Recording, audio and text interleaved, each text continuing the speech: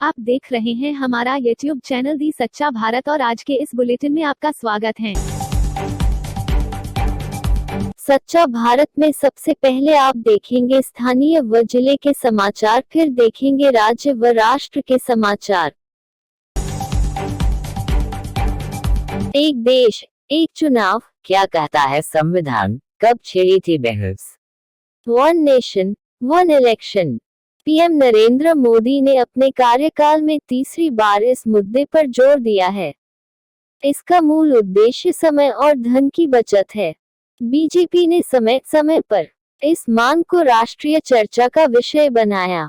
इस बार प्रधानमंत्री नरेंद्र मोदी ने बयान दिया है कि एक राष्ट्र एक चुनाव केवल चर्चा का विषय नहीं है, बल्कि यह भारत की जरूरत है। हर कुछ महीनों में भारत में कहीं न कहीं चुनाव होते हैं। इससे विकास कार्य प्रभावित होते हैं। लोकसभा और विधानसभा चुनाव एक साथ कराने को लेकर देश में लंबे समय से बहस चल रही है। प्रधानमंत्री नरेंद्र मोदी ने भी इसका समर्थन किया है। चुनाव आयोग, नीति आयोग, विधि आयोग और संविधान समीक्षा आयोग ने इस मामले पर चर्चा की है। हालांकि कुछ ही राजनीतिक दल इसके पक्ष में हैं। ज्यादातर राजनीतिक दलों ने इसका विरोध किया है। ऐसे में वन नेशन वन इलेक्शन पर गहन मंथन जरूरी है। जोधपुर दौरे पर आए मंत्री धारीवाल में दिखा कोरोना का खौफ, पार्षदों से नहीं लिया ज्ञापन, वर्चुअली देने के लिए कहा। जोधपुर नगरीय विकास मंत्री शांति धारीवाल शनिवार को 5 सितारा होटल से जोधपुर शहर के दौरे पर निकले, लेकिन कोरोना का भय और उसे लेकर सतर्कता उनमें साफ दिखाई दी। धारीवाल ने पूरे दौरे के दौरान आमजन से दूरी बनाए रखी, यहां तक कि कांग्रेस के नेताओं को भी दूर रहने को कहा। निगम के पार्षदों ने समस्याओं को लेकर ज्ञापन देना चाहा तो वह भी वर्चुअली देने के लिए कहा। घंटाघर से नीचे उतरने के दौरान पार्षद राजेश कछवाह ज्ञापन देने आए तो उन्होंने लेने से इनकार कर दिया, लेकिन पार्षद ने कार तक पीछा नहीं छोड़ा। जेएलएन अस्पताल में लापरवाही, कोरोना पॉजिटिव मरीज का 2 घंटे पड़ा रहा शव, विरोध जताया तो पहनाया पीपीई किट। अजमेर के जवाहरलाल नेहरू चिकित्सालय के इमरजेंसी वार्ड के बाहर कोरोना पॉजिटिव मरीज का शव 2 घंटे तक खुले में पड़ा रहा, लेकिन अस्पताल प्रशासन ने सुध नहीं ली।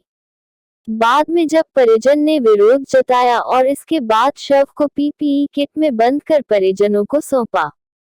जानकारी के अनुसार 80 वर्षीय बुजुर्ग की शनिवार को रिपोर्ट पॉजिटिव आए और परिजन उसे लेकर जवाहरलाल नेहरू चिकित्सालय पहुंचे। वहां चिकित्सकों ने मरीज को मृत घोषित कर दिया। परिजन उसका शव बाहर लेकर आ गए और शव को पीपीई किट पहनाने की बात कही। परिजन का आरोप है कि अस्पताल प्रशासन ने 2 घंटे से भी ज्यादा समय तक सुध लेना मुनासिब नहीं समझा और जब कहा गया तो अभद्रता भी की गई।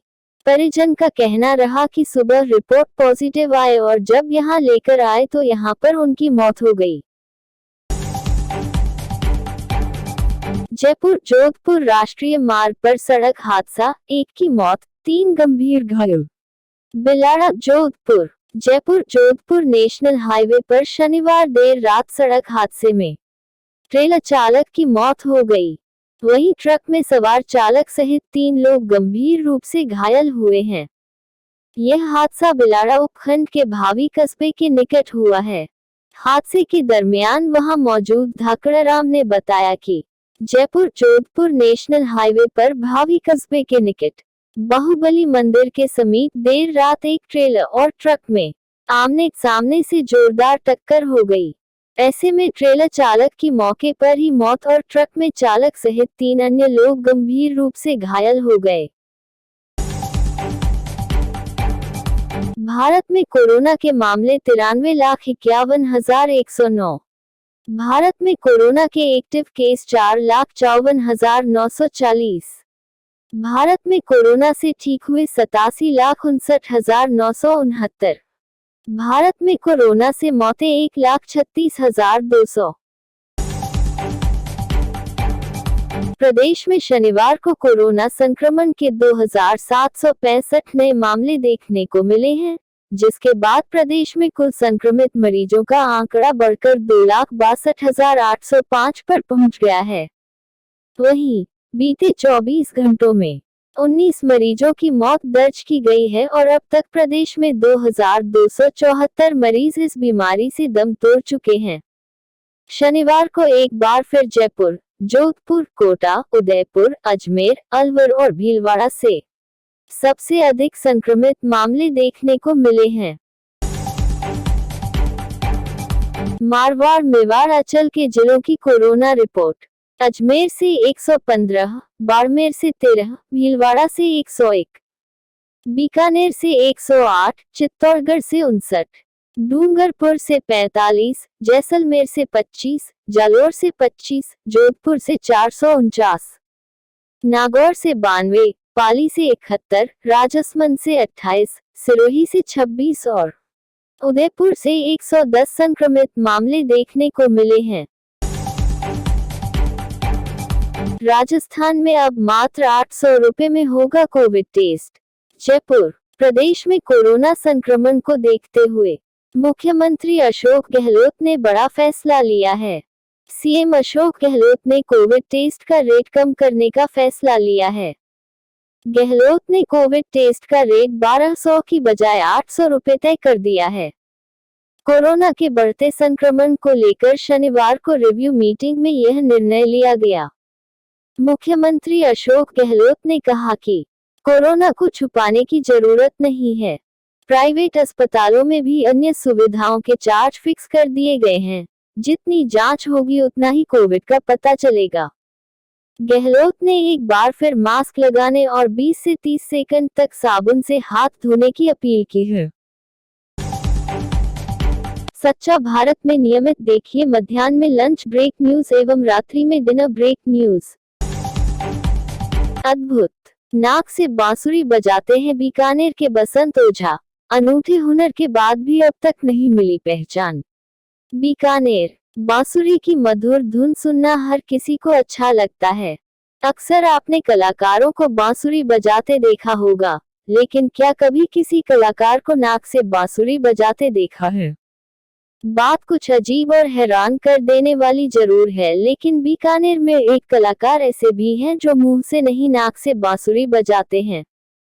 दुनिया में कई तरह के आश्चर्य और कई खास बातें या अद्भुत हुनर है जिन पर यकीन करना काफी मुश्किल होता है, लेकिन वह हकीकत में होती है। कुछ लोगों में ऐसी ही खास कला या गुण होते हैं जो उन्हें औरों से अलग कर देते हैं। पुरातन काल से बांसुरी बजाते हुए हमने कई बार टीवी पर भगवान श्री कृष्ण को देखा है। भगवान की बांसुरी की धुन पर गोपियां और गायों को मुग्ध होते भी देखा है। ऐसा ही कुछ बसंत ओझा के साथ है। उनकी बांसुरी की मधुर सुनने से ज्यादा लोग उन्हें नाक से बांसुरी बजाते देखकर चकित हो जाते हैं। कोरोना से रौनक खत्म, पुष्कर में श्रद्धालु और विदेशी पर्यटकों का टोटा, व्यवसायों का धंधा चौपट। पुष्कर के घाटों, मंदिरों व मेला मैदान में लाखों श्रद्धालु और हजारों पशुओं के साथ विदेशी पर्यटकों की मौजूदगी, देशी विदेशी व पशुओं की विभिन्न खेलकूद व रंगारंग प्रतियोगिताएं, एक से बढ़कर एक सांस्कृतिक व धार्मिक कार्यक्रम। इसके अलावा बाजारों की दुकानों व होटलों में देशी विदेशी पर्यटकों की भीड़। हर साल जिला प्रशासन, पशुपालन विभाग, पर्यटन विभाग, नगर पालिका, पुलिस सहित विभिन्न विभागों के सहयोग पुष्कर मेले के दौरान ऐसा ही नजारा दिखाई देता था, लेकिन इस साल ऐसा कुछ नहीं हुआ। अलवर, टायर फटने पलटी कार दूसरी कार से टकराई, चपेट में आए बाइक सवार की मौत। अलवर, भिवाड़ी के मटिला चौकी के समीप एक कार का टायर फटने से वह बेकाबू होकर पलट गई। इस दौरान कार दूसरी कार से टकरा गई। दोनों कारों की भिड़ंत में एक बाइक भी चपेट में आ गई, जिस पर सवार चालक की हादसे में मौत हो गई। बाइक सवार अन्य व्यक्ति हादसे में गंभीर रूप से घायल हो गया, जिसे भिवाड़ी के सामुदायिक चिकित्सालय ले जाया गया, जहां से अलवर रेफर कर दिया गया। जानकारी के अनुसार कारों की टक्कर में चपेट में आए मृतक की पहचान शिव कुमार निवासी गाजीपुर उत्तर प्रदेश, गंभीर रूप से घायल प्रदीप निवासी सरधना जिला मेरठ उत्तर प्रदेश के रूप में हुई। निजी अस्पतालों में इली लक्षण वाले मरीजों के सैंपल लेने के लिए प्रक्रिया निर्धारित करें, सीएम गहलोत। प्रदेश के मुखिया अशोक गहलोत शनिवार को मुख्यमंत्री निवास पर कोविड-19 की समीक्षा बैठक को संबोधित कर रहे थे। उन्होंने कहा कि ऐसा देखा गया है कि अस्पतालों के कोविड आईसीयू में भर्ती 70% मरीज ऐसे हैं जिन्होंने कोरोना लक्षणों को नजरअंदाज किया और देरी से अस्पताल पहुंचे। ऐसे में हमारा प्रयास है कि राज्य में अधिक से अधिक जांचें कर संक्रमित व्यक्ति का सही समय पर पता लगाया जाए ताकि अन्य लोग संक्रमित होने से बच सकें। उन्होंने मोबाइल वैन के माध्यम से भी सैंपल एकत्र करने के निर्देश दिए ताकि दूरदराज के क्षेत्रों में आए लाए लक्षण वाले मरीजों की जांच समय पर हो सके। किसानों के लिए एनडीए के खिलाफ मोर्चा खोलने को तैयार हनुमान बेनीवाल। बाड़मेर पंचायती राज चुनाव के तीसरे चरण मतदान से पहले सभी पार्टी के स्टार प्रचारकों ने पूरी तरीके से मोर्चा संभाल लिया है। इस कड़ी में राजस्थान के फायर ब्रांड नेता हनुमान बेनीवाल ने बाड़मेर जिले में ताबड़तोड़ चुनावी सभाओं को संबोधित किया। इस दौरान हनुमान बेनीवाल ने प्रधानमंत्री नरेंद्र मोदी को भी नसीहत दे डाली और कहा कि जिस तरीके से बीजेपी ने किसान आंदोलन पर अत्याचार किया है, उसे वह कभी बर्दाश्त नहीं करेंगे। उन्होंने कहा कि किसानों के लिए वह एनडीए के खिलाफ जाकर भी उनके खिलाफ मोर्चा खोलने की तैयारी में है। वहीं बेनीवाल ने यह दावा किया है कि पंचायती राज चुनाव की दोनों चरणों में जहां पर भी राष्ट्रीय लोकतांत्रिक पार्टी के उम्मीदवार खड़े किए हैं, वह पहले नंबर पर है। इस दौरान बेनीवाल ने यह कहा कि जहां पर भी हम अपनी सीटें जीतेंगे, वहां पर हम अपना प्रधान या प्रमुख बनाएंगे, न कि कांग्रेस और बीजेपी का। इस दौरान हनुमान बेनीवाल को देखने के लिए जबरदस्त तरीके से सैकड़ों की तादाद में युवा नजर आए। और ऐसे ही नए अपडेट पाने के लिए द सच्चा भारत चैनल को सब्सक्राइब कीजिए। धन्यवाद।